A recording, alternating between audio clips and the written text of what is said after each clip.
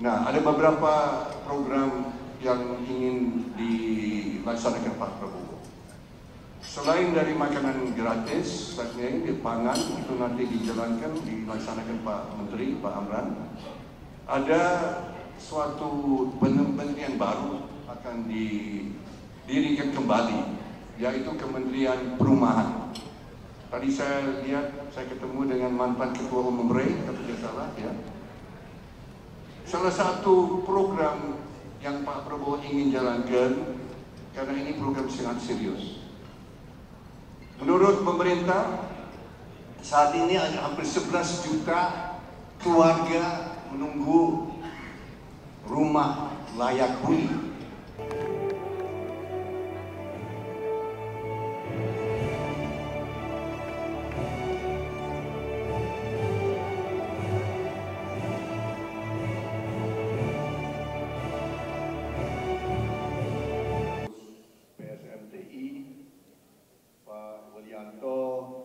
Kawan saya. Ini ada anekdot Pak ya, ini cerita. Saya sudah diproses 2 kali Pak. Saya pernah ikut serta proses swadaya itu. Saya bersaksi tahun 84, 85. Saya seorang pengusaha sudah lama. Saya kira saya lebih tua dari banyak di sini ya. Mayoritas di sini itu bocah-bocil di sini saya lihat. Termasuk Pak Amran. Saya bersaksi Pak Menteri, tahun 85 Indonesia eksportir beras, antara lain ke negara-negara seperti Vietnam. Tahun 85 Indonesia membantu negara Vietnam dengan ratusan ribu ton beras. Tahun 85 itu 83, 24, 84.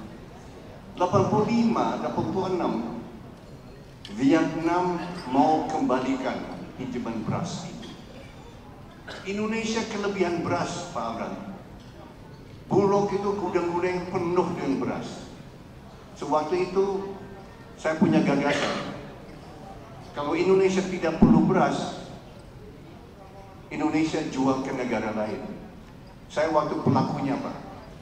Saya jual beras Bulog ke negara tetangga namanya Filipina. Dan kita dibayar, dengan uang itu saya bayar ke Bulog Pak, waktu itu. So waktu itu perdagangan internasional kita lakukan karena Indonesia eksportir beras Pak. So nanti, kalau nanti Indonesia kelebihan beras Pak, saya menawarkan jasa saya Pak untuk Bapak. Kita ekspor ke negara-negara lain Pak.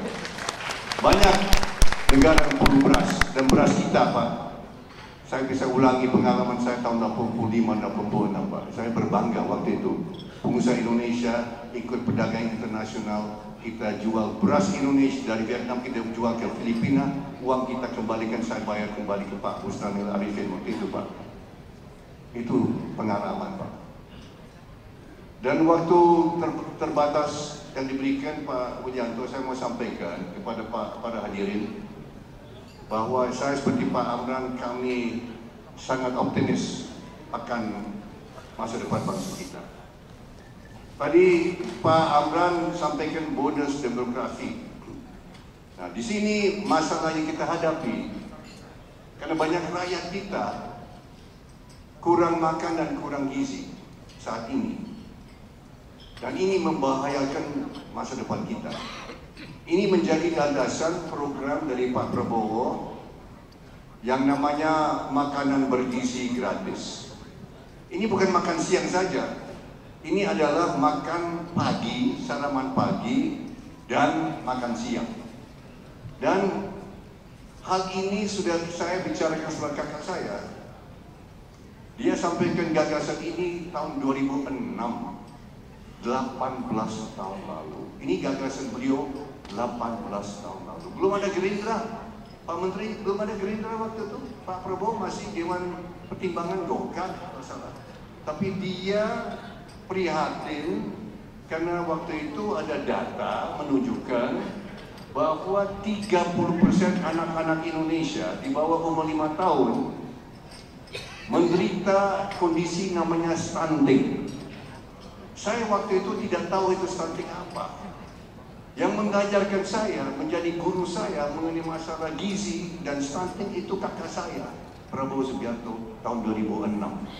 Dan waktu itu dia punya ide, kita harus memberikan makanan yang bermutu kepada anak-anak kita untuk menghindari malapetaka bangsa, yaitu anak-anak masuk ke angkatan kerja dengan IQ rendah, IQ 70-72.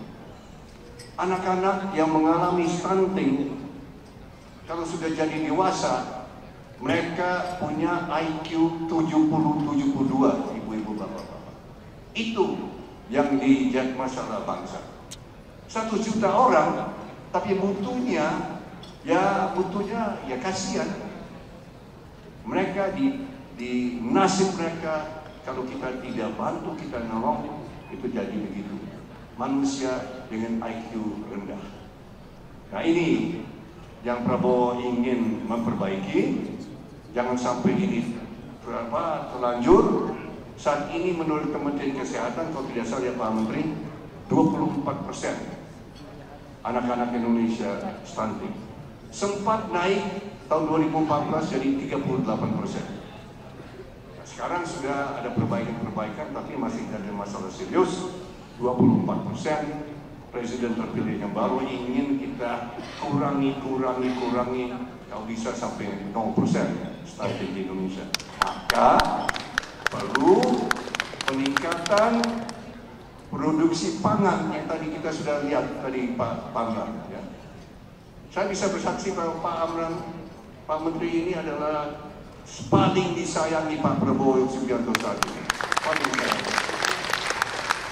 Dan akan lebih banyak disayangi nanti kalau kita jadi pengekspor pangan, Pak Amran, saya bisa katakan.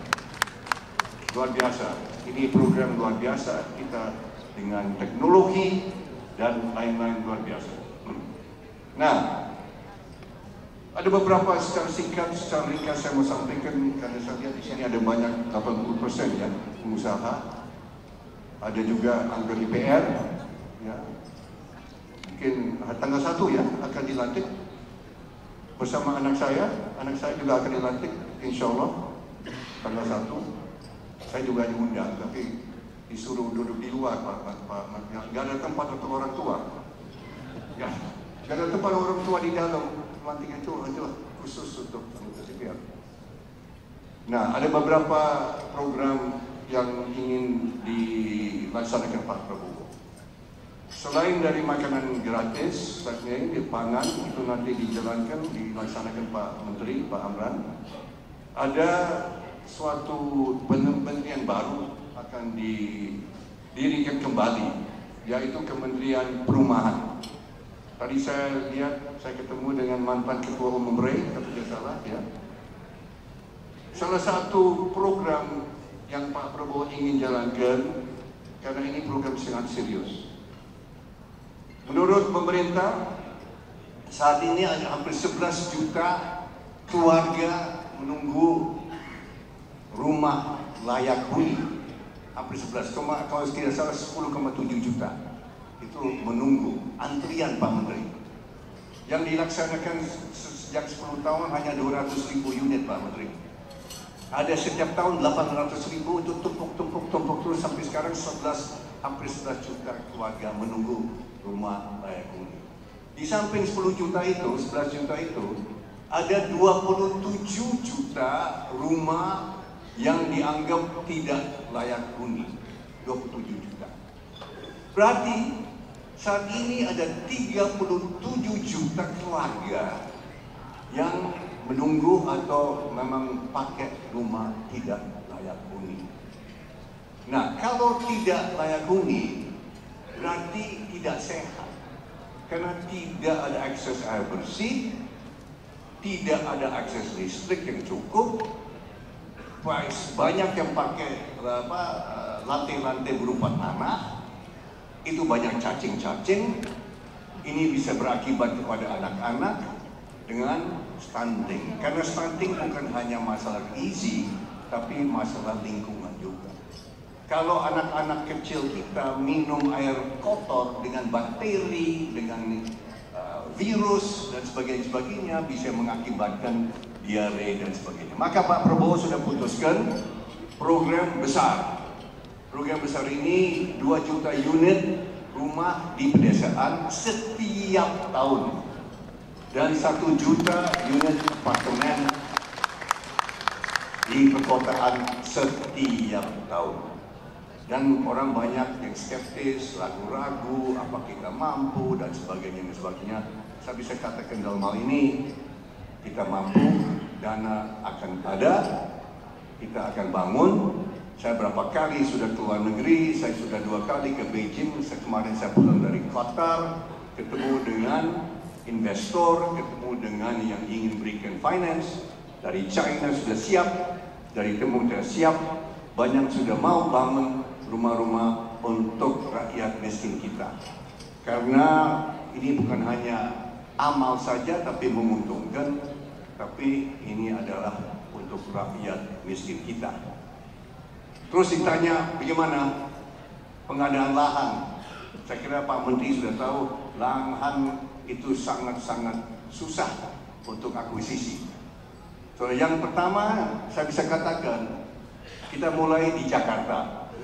Di Jakarta ternyata ada perusahaan daerah namanya Pasar Jaya.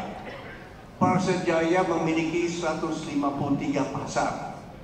Ini sebetulnya sudah ide lama, tapi ternyata kepala daerah yang lama banyak omong-omong Pak Aman. Banyak no action talk only.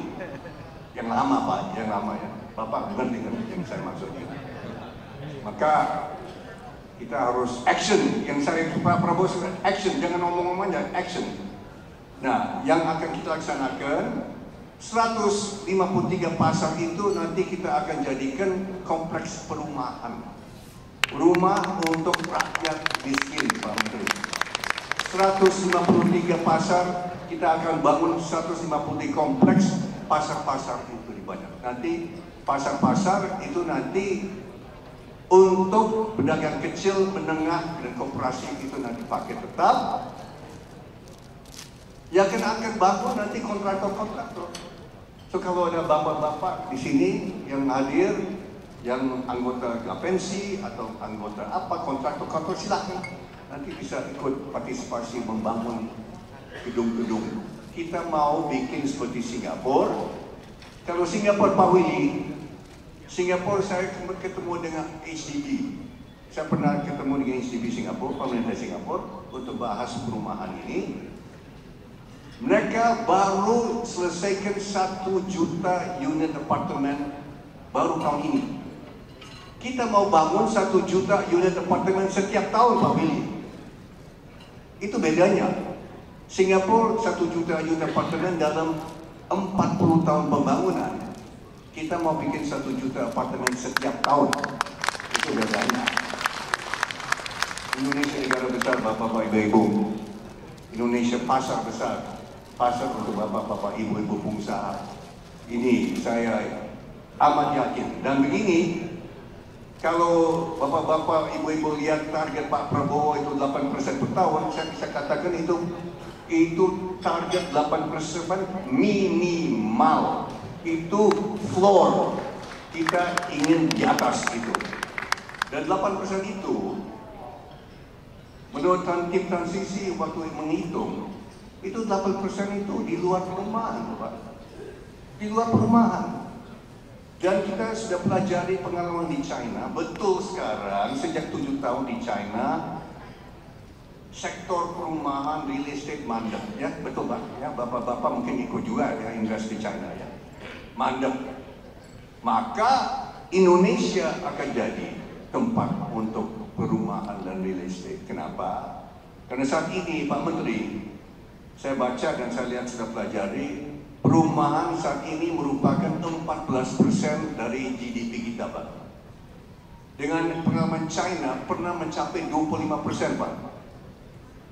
Perumahan itu 25% dari GDP China Pak selama 35 tahun Pak. Dari zaman Deng Xiaoping yang saya kagumi, Pak Teguh, saya paling kagum sama Deng Xiaoping. Prabowo juga kagum sekali sama Deng Xiaoping. Ya. Dan di tahun 82 dia mulai ya 82-83 mulai di Shenzhen dan di tempat-tempat lain, sampai 2017 pemerintah China 25% itu dari perumahan dan konstruksi. Indonesia sekarang 14%, Pak Menteri. Nah, dengan perumahan ini, program kita ini, kita ingin mencapai juga 25%. Maka kita sangat optimis kita bisa tambah 1% lagi dari perumahan dan konstruksi. So ini ke kawan-kawan yang ikut dalam perumahan real estate ini, saya kira kabar baik. Pemerintah akan betul-betul dengan mendirikan Kementerian Perumahan dengan Menteri Perumahan yang khusus menangani hal ini. So ini suatu hal dan saya bikin saya optimis. Ada juga program-program lain, misalnya penyebarluasan internet. Ini kita ingin internet sampai ke rumah-rumah orang miskin juga, bukan hanya orang kelas menengah ke atas. Ada program-program yang nanti, dan ini menurut McKinsey, konsultan internasional, McKinsey sudah menyatakan bahwa setiap 10% rumah tangga yang dapat akses ke internet murah, ini bisa menambah 0,7 sampai 1,3% GDP, Pak Menteri. So ini kalau kita tambah ini di atas perumahan dan 8%, saya kira kita sudah mendekati 10% growth setiap tahun, Pak. Dan saya yakin bisa 10-15 tahun kita bisa 10% ke atas itu. So, saya sangat optimis. Maaf, saya ditunggu cucu saya, Pak Beli, saya nggak bisa lama.